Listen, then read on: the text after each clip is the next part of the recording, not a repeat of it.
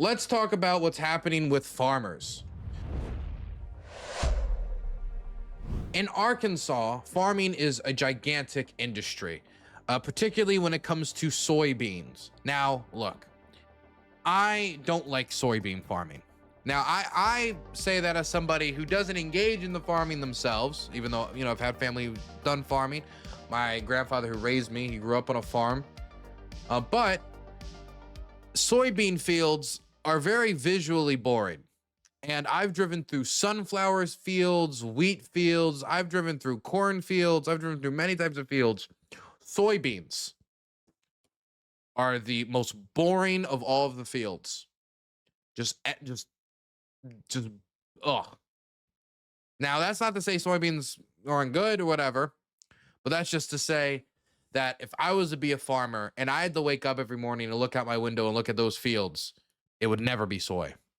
Now, coming back to soybeans, the reason we're talking about the pitiful image of soy is because soybean farmers are suffering a crisis as China is no longer buying up soybean production, which makes up for about 8 or 9% of our export, which is hurting local producers, which is meaning they're going to have to cut prices, and they are losing value. They are losing value not only in the Chinese market, but they're also losing value when it comes to the impact of tariffs on their general production of agricultural goods, which is making it more difficult to get products by John Deere, which is one company that has been more vocal than others about how these tariffs and the importation of certain machine parts for their factories and such are making it more difficult for them, along with other agricultural goods.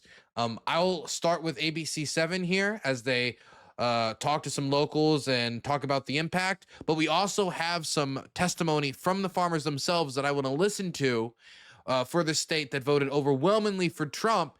And many of these farmers are directly pleading to Trump, pleading to him to come save Arkansas farming. Oh, good evening to you. We begin tonight with hundreds of struggling Arkansas farmers pleading for emergency federal funding amid a farm economy crisis. Channel 7's Andrew Mobley attended a meeting between farmers and federal officials earlier today in Brookland in northeast Arkansas and has more tonight. Andrew. Almost everything that could go wrong for Arkansas farmers did go wrong this year. And it's so bad that many are facing bankruptcy or even the closure of farms that have been passed down for generations.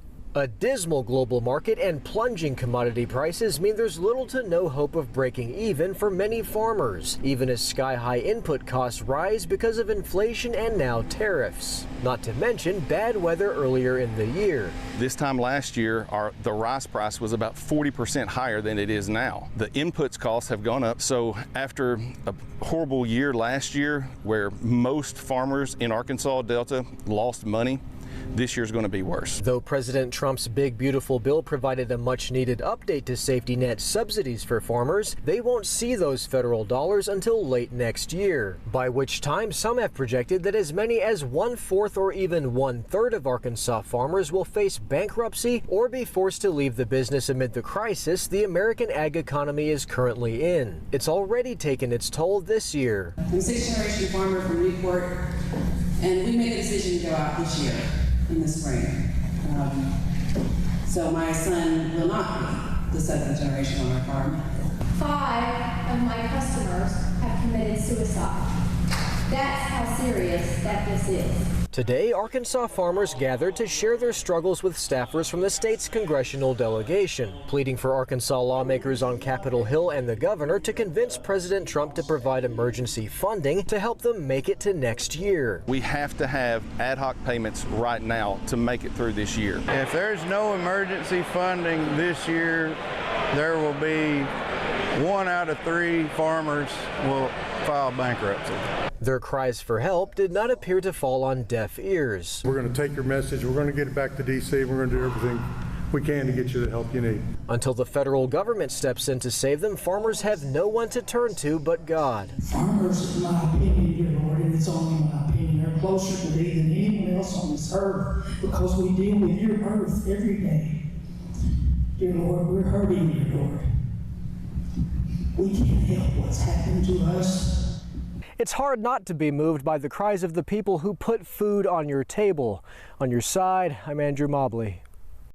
So they are pleading to President Trump to send them emergency funds. Now, President Trump has been very touch and go when it comes to emergency funds when states are facing either some sort of natural disaster or some sort of crisis, either caused by multiple factors compounding, like this case for the soybean farmers when it comes to bad weather, the increase of the input prices, the tariffs, the loss of China as a consumer of soybeans, which they were actually quite a large consumer of American soybean. Like 9% of America's soybean output basically were like reserved and like held by China, like that was theirs. And so all these things compound to start this crisis. But whether or not Trump's going to step in and do anything, I do not know. Right now, the deficit is quite substantial. And the big, beautiful bill made it only more substantial. And while Trump has been quite willing to deficit spend, and so you can't take it off the table, those cuts had to come somewhere. And it's not like Donald Trump wasn't willing to shortchange rural communities in some instances. Well, even though you would think this would be his, his country. When it comes to rural broadcasters of emergency radio stations that are looking to get, replace or like backup generators so that they can continue to broadcast in the event of a natural disaster in communities where that's going to be the only local news source in a crisis, FEMA has been passed over the ability to like put forward those grants, and they have been bungling it and fumbling it after the Corporation for Public Broadcasting had its cuts come in. This was something that Lisa Murkowski, a Republican senator from the state of Alaska, which has a lot of rural residents that have to rely on these rural broadcasters, she worried about it, but it wasn't enough. It wasn't enough. It's got passed over the FEMA, but a lot of these broadcasters have decided to not go forward with renovations and modernizations to their aging systems, where many of them are working off of broadcast equipment that is no longer even in production, in order to get people emergency information and local news updates. So it's not like he's never willing to shaft rural communities. I will say, though, Trump's partisanship might save them here, because Arkansas has always voted for Trump. Every election it voted for Trump. It voted for Trump 2016, voted for 2020, voted for 2024. And if Trump somehow ran a third term, I'm sure it would vote for him in 2028. Not to mention, it would turn out for him in the primaries as well. So if you're Donald Trump and you're looking at Arkansas as a politically loyal state, they might get more support than, say, Maryland did when he's suggesting of taking back the Key Bridge funding after the Key Bridge disaster from that shipping container, that, that freighter that destroyed the bridge and killed all those people. Or after the flooding, when our state also requested federal funds to help with repairs and renovations after the damage had been done to local communities. That's also something our state did not get. Texas got help when it came to their flooding. Other states got help when it came to their flooding. But people have talked about the partisanship by which Trump comes to the assistance of communities. There's even been reports that when he was looking at disaster relief funding, he was looking at which districts voted and did not vote for him, going district by district. Whether or not that's true, I do not know. That it could be the lamestream media in out. But Trump is somebody who has openly disclosed that partisanship seeping into how it harms locals who had nothing to do with it. The idea that the Key Bridge funding, which was already appropriated by Congress, Trump no longer has the ability to go in, put his fingers in the cookie jar and take that money out. And he's threatening to take it out because Wes Moore did not agree with his troop deployments in Washington, D.C. He's threatening to go in and take back the funding to repair a bridge that is, again, that port is the 10th most active port in the country. This isn't something that's just going to hurt us. This will hurt the country. This will hurt the country. This will hurt the local area. This will hurt jobs. This will hurt anybody who had to use that bridge. And it's already been approved by Congress. But because Wes Moore doesn't like the troop deployment, now he's floating, taking it back. So whether or not Arkansas gets the emergency funding, I hope they get the funding so these farmers can keep working. In this case, the partisanship might help them. I do not know. Here is some more people from Arkansas talking about the difficulties they're facing as farmers right now, as the tariffs and lack of foreign consumption is hurting their business. Right now, we're in a very dire situation.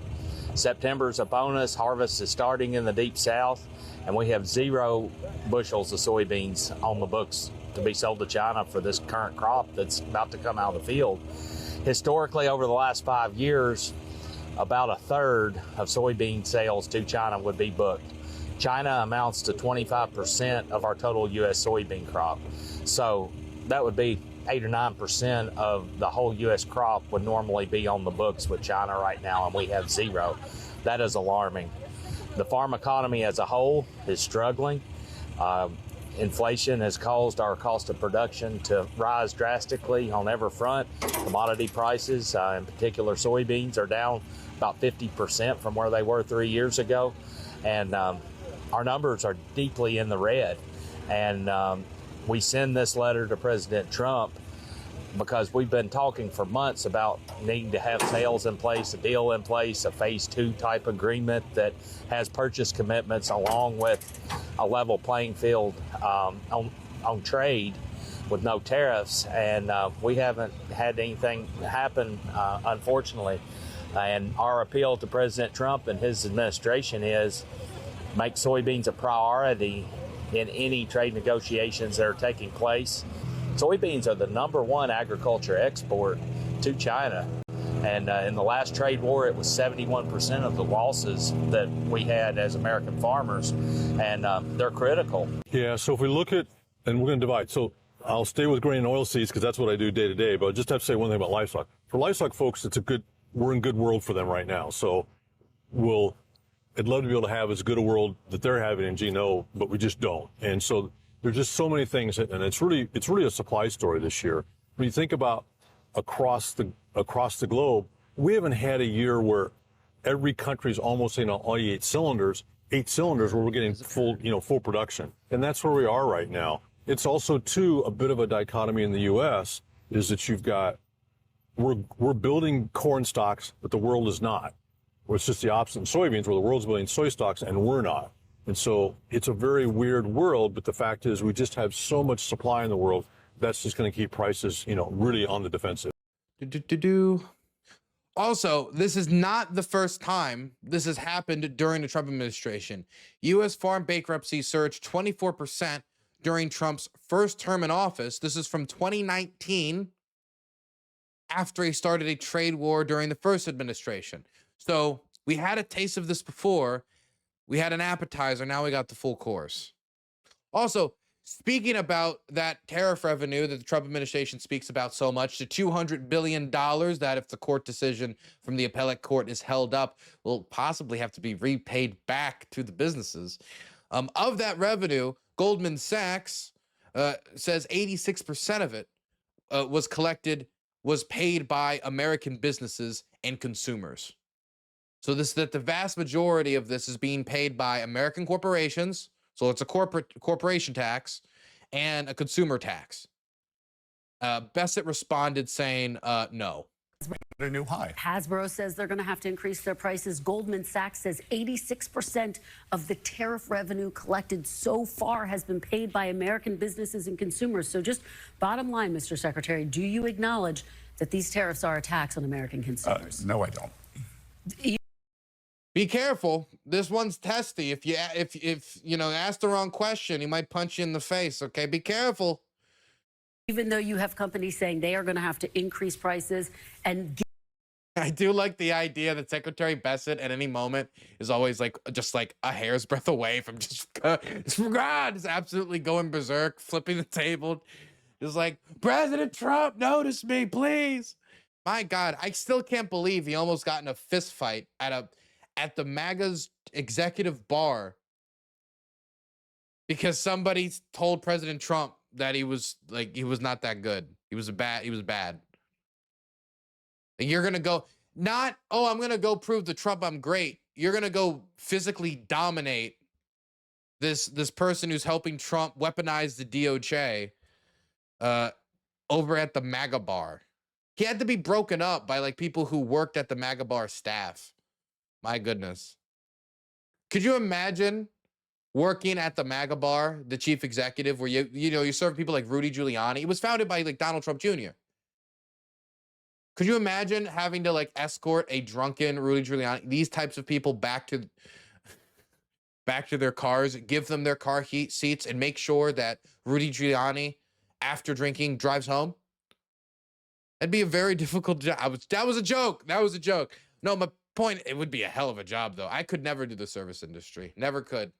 Given the fact that 86% of these tariffs so far have been paid by Americans. You're quoting Goldman Sachs. So yes, Goldman Sachs, correct. I made Which I said, yeah. I made a good career trading against Goldman Sachs. Okay, all right. I do want to talk. A new high. Hasbro. Goldman Sachs is wrong, is what he says. Okay, what if it's 66%? If it's if it's anywhere near 86%, then this is a tax on consumers, which everyone always knew it was. By the way, this interview for Secretary Bessent did not go great. I mean, the numbers that were being thrown at him, he did not know how to deal with. Wilker did ask him about how the tariffs were meant to, at the same time, while costing people to buy products and costing these businesses, it is also not creating the manufacturing boom that the Trump administration said it would, with 42,000 manufacturing jobs being lost since he announced these tariffs in April. Meaning that we haven't gained manufacturing jobs, we've lost them. Let me drill down, definitely to check back in with you then, but let me drill down a little bit more on these numbers, Mr. Secretary. The president said that these tariffs are going to spark a manufacturing renaissance, he called it. But since he announced them in April, the U.S. has actually lost 42,000 manufacturing jobs. Are these numbers proof that the tariffs are failing to produce the manufacturing jobs that President Trump promised? Again, Kristen, it's been a couple of months, and with the manufacturing sector, as you know, we.